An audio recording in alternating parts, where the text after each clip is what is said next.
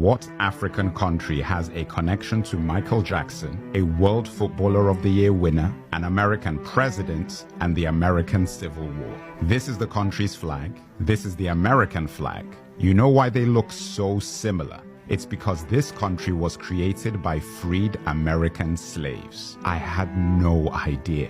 The country's name is Liberia. Its capital is Monrovia, named after former US President Monroe, and I'm going to tell you why its origin holds many lessons for black people all over the world, especially those in America considering going back to Africa.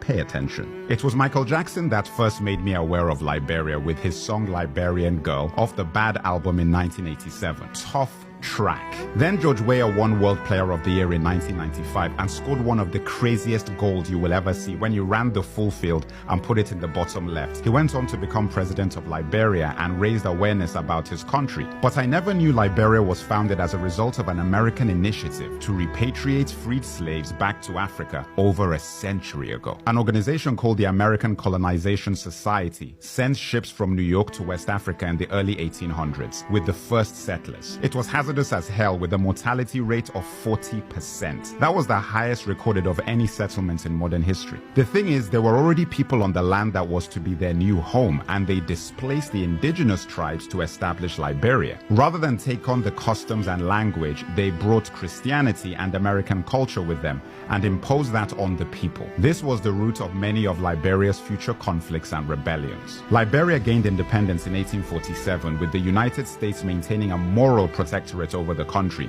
which protected Liberia from European colonialism, a fate that befell most Africans around them. In Liberia, the ruling class were called Americo-Liberians, made up of the freed slaves and their descendants. They held almost exclusive power in Liberia from 1847 to 1980 because of their connection to America. Damn, that is 133 years. That's a long time. Now, this is where it gets dark. Americo-Liberians practiced discrimination and subjugation against indigenous Liberians, mirroring the treatment they themselves had experienced in America. The League of Nations actually did an investigation in 1927 into allegations of slavery being practiced in Liberia. The stories were found to be true, and the president resigned. America played a role in this whole mess because it was their support of the ruling class that allowed that subjugation of the indigenous population to go on for so long. Liberia has faced many challenges, such as civil wars, devaluation of its currency,